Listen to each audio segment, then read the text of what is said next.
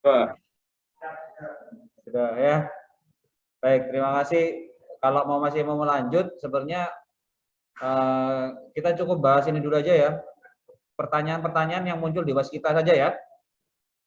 Oke ya, teman-teman ya. Oke. Waskita. Saya lanjutkan dulu. Laptop saya paling juga bertahan 10 menit lagi. IF07. Oke, pertanyaannya aneh ya, ngobrolnya gelap-gelapan kayak gini. Ada berapa banyak tanya yang ini? Ada berapa orang yang tanya nih? Oh, ada 14 orang aja ya. Baiklah, cepat-cepat aja ya, teman-teman ya. Oke. Baik, ini saya bahas sesuai dengan yang ada di pertanyaannya sini ya.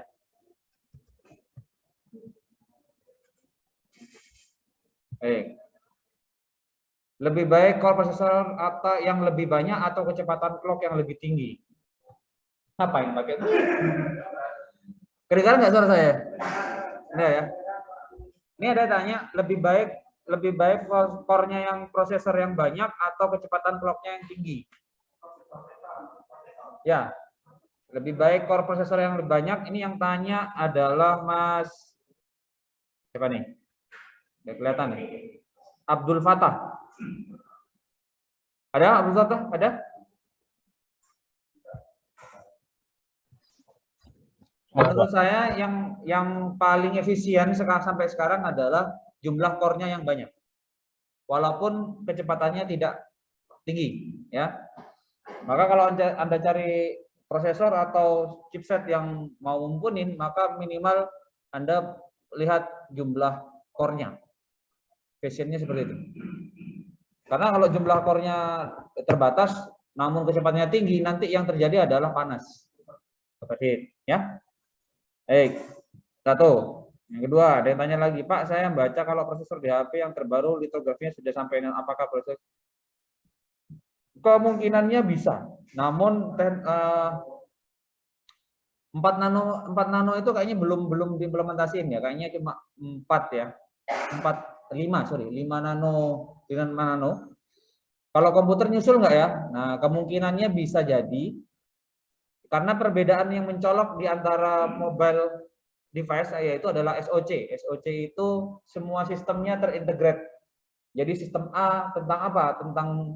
Tentang misalnya untuk grafis sendiri, tentang modem sendiri dan seterusnya. Jadi dia masing-masing. Kalau komputer enggak. Oh ya, tak gantiin ini aja deh. Santai aja. Ini jadi viral nantinya. Nah, kalau komputer dia hubungannya adalah kesatuan ya, jadi satu-satu. Jadi harus di prosesornya yang menentukan. Tapi kalau SoC dia ada sendiri yang nentuin. Ya. Baik, itu ya tadi ya. Kemudian saya lanjut ke pertanyaan selanjutnya. Apakah custom ROM termasuk tindakan yang ilegal? Custom ROM. Apakah tindakan yang ilegal? Tidak, jawabannya. Jawabannya tidak. Namun regulasinya tergantung pada provider produsennya masing-masing ya. Misalnya kalau si Xiaomi menyatakan kalau garansinya software, berarti softwarenya nggak boleh diutak-atik. Ya, tapi kalau Anda memaksa itu tidak apa-apa, tidak ada regulasi untuk itu. Apakah GPU dapat mempengaruhi rating pada prosesor smartphone? Jika iya, apakah yang mempengaruhinya? Ya. Jawabannya iya. Mobile device pada materi yang saya tulis itu ada kategorinya, mulai dari flagship dan sampai dengan entry level. Ya, apa yang dilihat SoC-nya? Kamera, sensor, RAM, sensor, ya, kamera, RAM, storage, sensor, kemudian kualitas layar dan seterusnya. Nah, SoC itu di dalamnya terdapat minimal adalah CPU, GPU, ISP, DSP, NPU dan seterusnya. Itu ada keterangannya ya. Dan terakhir adalah alhamdulillah. Wah, kelihatan gantengnya. Yang terakhir adalah modem ya. Modem. Nah, cek. Pertanyaan tadi yang saya ajukan ke kalian, siapa yang tidak punya modem di sini? Nah, oke. Maka harusnya dikoreksi.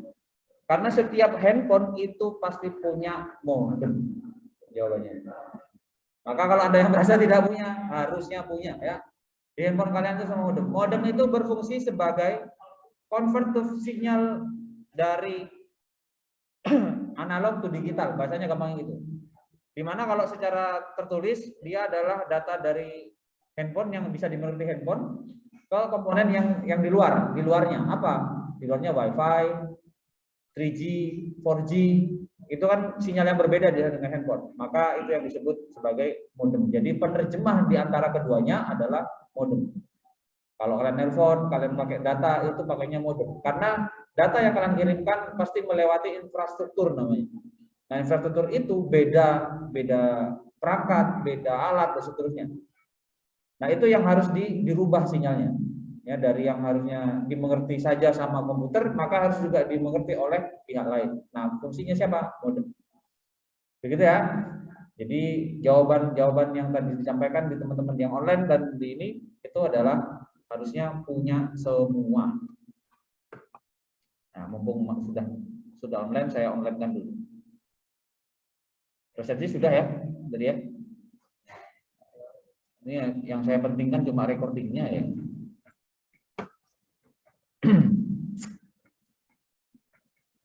Belum nyala. Sebentar teman-teman ya. Salah AC. Itu AC itu.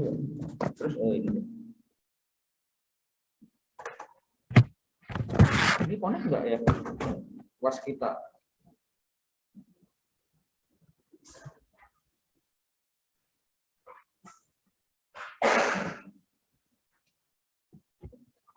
Hah? Enggak connect loh. Salah tuh tulisannya. Wamikom A.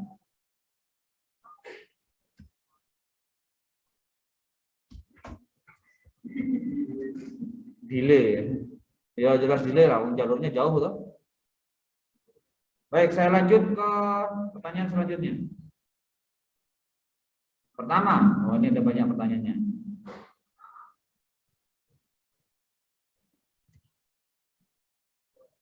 Bisa nggak sih pakai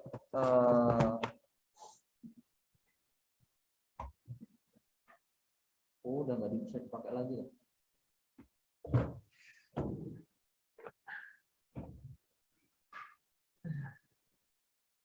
Saya harus login lagi ini macam-macam ya. Kita sampai jam 3.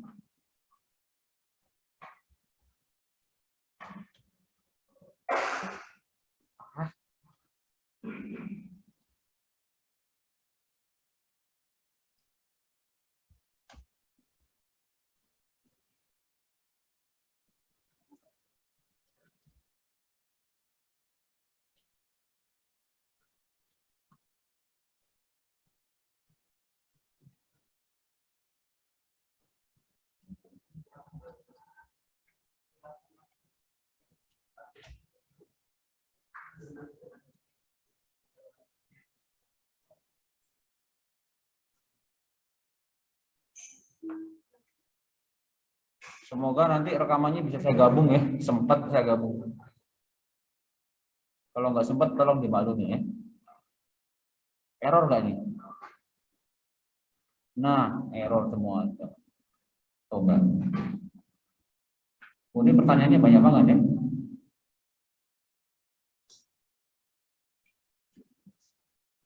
Oke, saya close yang di sini. Suara saya kedengaran di online? Udah. Baik, cek ya. Baik, pertanyaan selanjutnya datang dari ini ya. Mengapa smartphone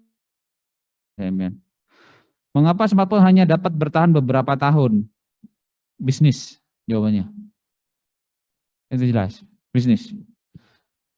Kalau dia nggak ngomongin bisnis, maka harusnya pasti lama sampai sekarang. Nokia itu bertahan kan karena bisnisnya bagus. Dan karena kekehnya Nokia dengan Symbian, nggak mau pakai Android, nah sekarang tergerus, gitu ya. Makanya saya bilang kenapa dia bisa bertahan karena bisnis. Misal nih ya, misalkan Android itu tidak se-booming dibuat bisnis oleh si Google,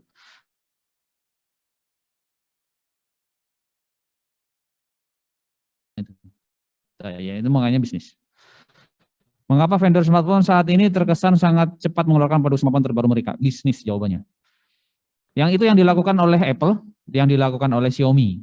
Xiaomi itu untuk, nah kelihatan kan bisnisnya. Maka yang dibangun adalah fanatisme, fanboy. Wah, iya dah. Wah, hari ini yang sekarang, besok datang lagi besok. Besok ada lagi yang baru, besok ada lagi. Kalaupun mereka mau, pasti mereka sudah ngeluarin jauh-jauh hari dengan flagship yang sudah ada. Tapi kan pasarnya enggak semuanya flagship. Benar enggak? Samsung itu ngeluarin S10, S7 dan seterusnya kan, Samsung Galaxy itu. Mereka sudah bisa ngeluarin itu, tapi tetap aja pasarnya itu tetap ada di yang middle ring kan, di bawah itu. Pasti sudah ada. Nah makanya kalau ditanya kenapa Xiaomi ngeluarinnya kok separuh-separuh gitu kan, wah ini udah bisnis jawabannya. Karena itu ya. TF07 ya. Oke, saya mati ya.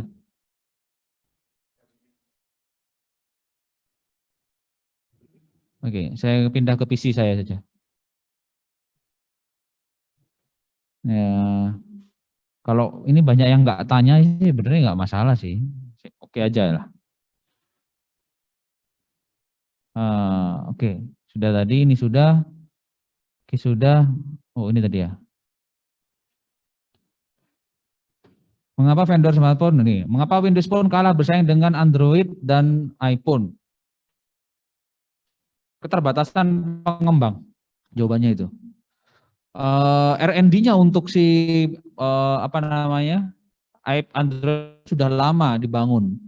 Jadi nggak tiba-tiba muncul. Android itu sebelumnya independen dan dibeli sama Google. Apple punya resource yang besar untuk masalah riset karena dia memang khusus pada softwarenya dan hardwarenya. Softwarenya pertama itu. Nah itu sebabnya Windows Phone dia kan basisnya kan ke desktop, tapi tiba-tiba mau bersaing di kalangan mobile. Akhirnya kalah karena riset and development-nya lebih cepat daripada pesaingnya. Intinya di situ. Mengapa layar semakin besar bertentangan dengan ukuran perangkat teknologi yang semakin kecil? Ini masalah apa namanya? Kebiasaan pengguna.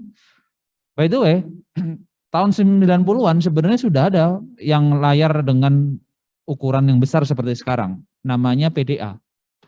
Sudah tahu belum? PDA.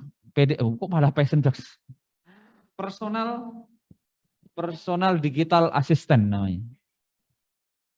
Ya. Nah, tuh. Ini udah tahun lalu, Mas. Udah sekarang udah nggak ada. Ini kelihatan ya yang online ya. Ini udah nggak ada, sudah nggak diproduksi lagi. Padahal lihat, layarnya sudah sampai begini, Mas. Oh, astagfirullahaladzim. Nggak bilang dari tadi kalian tuh. Nah, ini ya. Ini ya. Nah, layarnya seperti ini. Nah, bisa kelihatan ya. Jadi sebelum sebelum layar yang seperti sekarang jadul itu udah ada, Mas.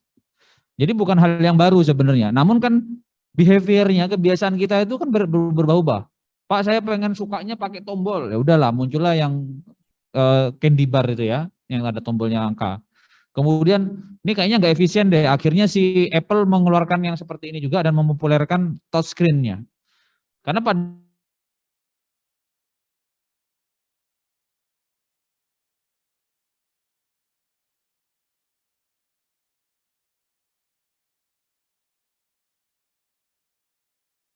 gimana gitu layarnya. Pernah ya? Ada yang pernah pakai ya? Nah itu teknologinya beda tuh. Dia pakai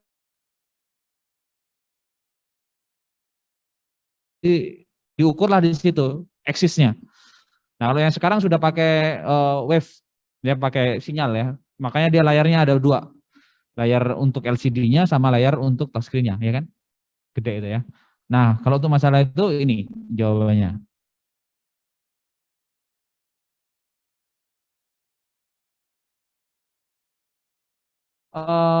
arsitekturnya.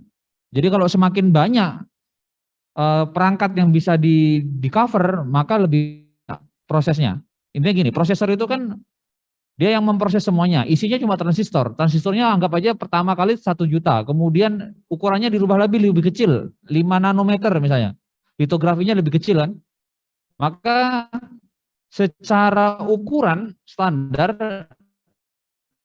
dia tetap. Tapi jumlah transistornya kan masih sama. Lebih banyak mestinya. Kalau lebih kecil ya kan. Lebih banyak. Nah itu yang dicari sekarang. Dengan perkembangan berbagai fitur terdapat dalam apakah smartphone komputer PDI sekarang belum bisa menggantikan superkomputer yang dibuat ngitung yang kompleks karena keterbatasan device jelas.